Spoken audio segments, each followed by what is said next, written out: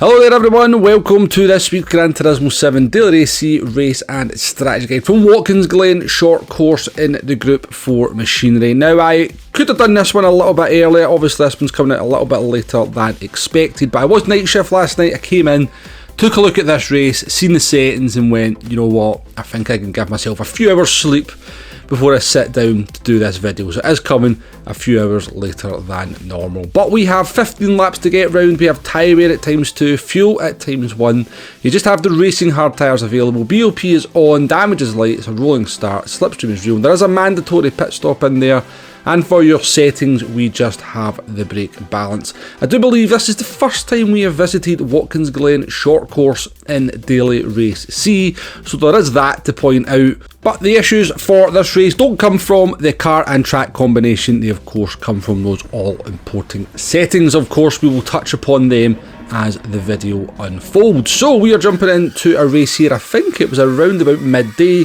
We've got in the Genesis G70, and it seems that the car of choice for a lot of people is one of my favourite Group 4 cars to ever come across on the track, and that's of course the Alfa Romeo 4C, better known, I believe, certainly on my channel, as the Mosquito. And you're going to find out why I have a little bit of a dislike for that car in Group 4 as this race unfolds. But getting into turn 1, we're going to make up a position as the Lamborghini is compromised on the exit. That's going to put us behind R.A. Roses, who is a friend of the channel, comes into the chat, said hello in the post-race chat as well, in a very interesting liveried Alfa Romeo 4C.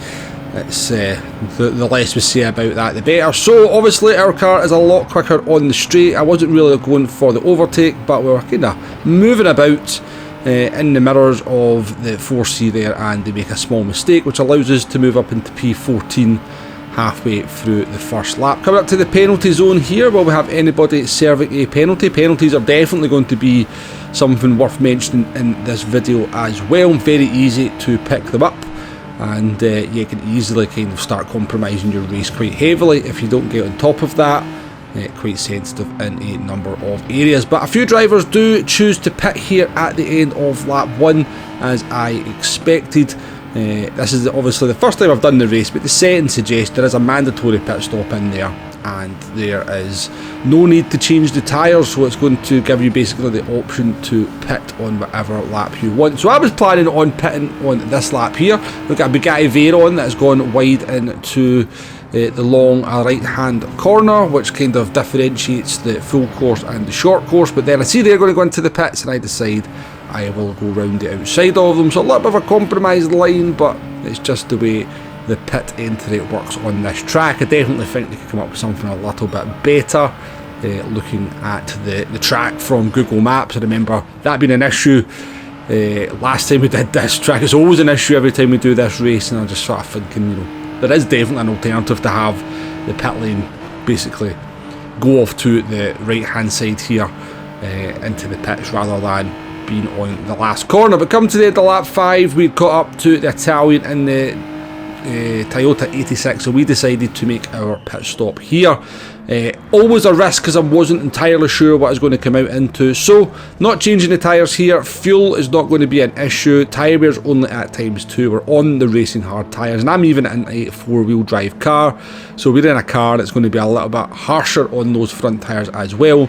But the thing to remember about the pit stop is be very careful of that yellow line on the exit, not the exit, the entrance, but also on the exit as we come to the exit here, because sometimes the AI can throw the car off to the left a little bit if you're not fully in control.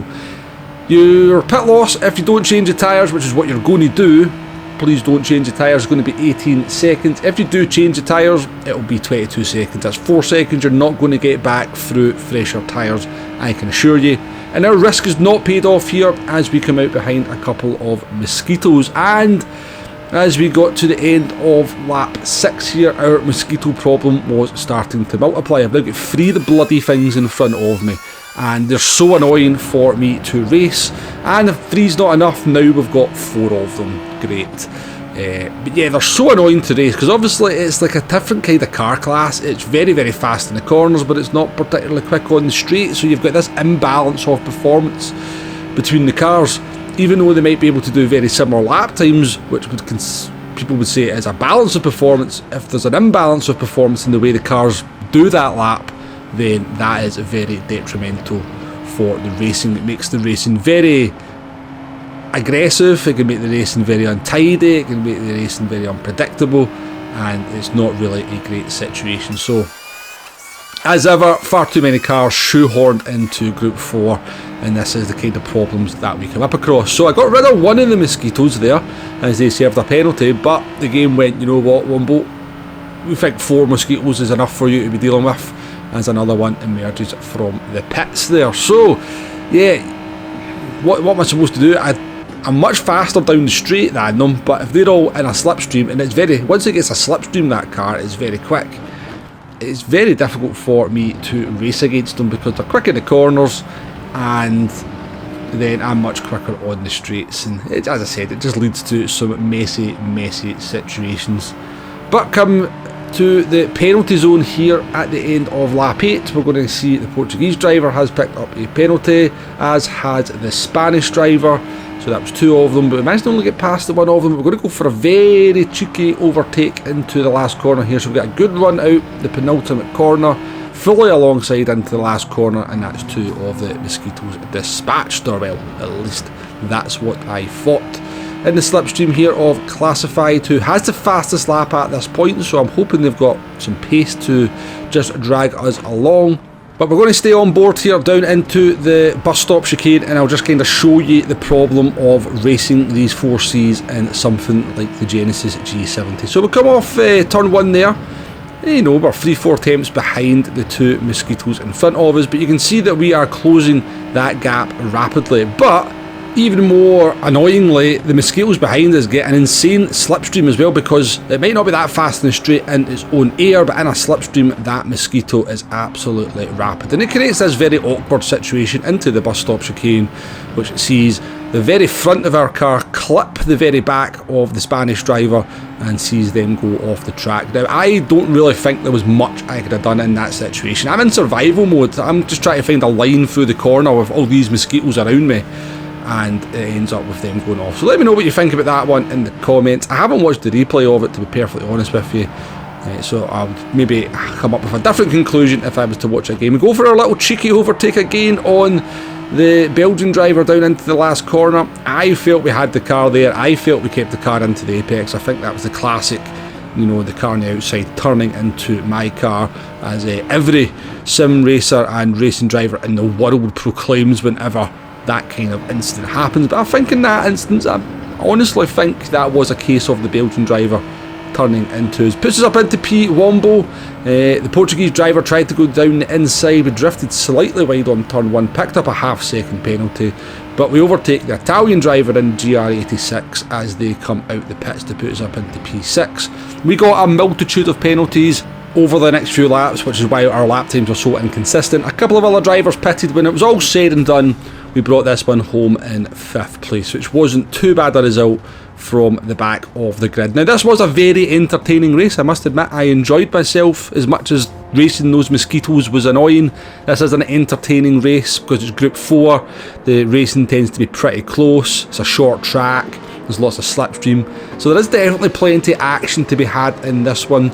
I wouldn't say the settings are ideal by far. I don't really know why we just went with hard tyres and 2 times on the multiplier, because it kind of just leaves you in that in-between stage where you get a little bit of tyre wear, but the tyres don't really lose any performance. I think there was a lot of things they could have done with this race to make it a little bit better.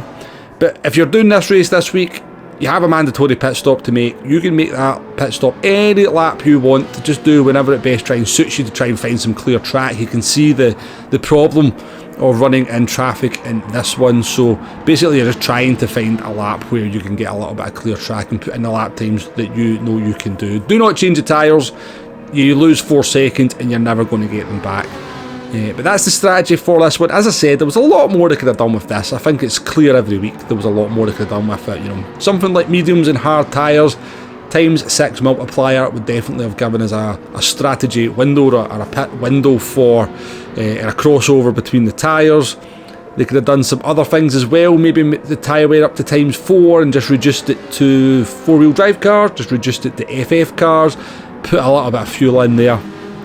As ever, you know, we just fall short of what could have made a much better race. But that's not to say there isn't some entertainment to be had in this one, even in its current form. But yeah, I'll leave it at that, folks. Thank you very much for watching, and I'll catch you on the next one. Goodbye now.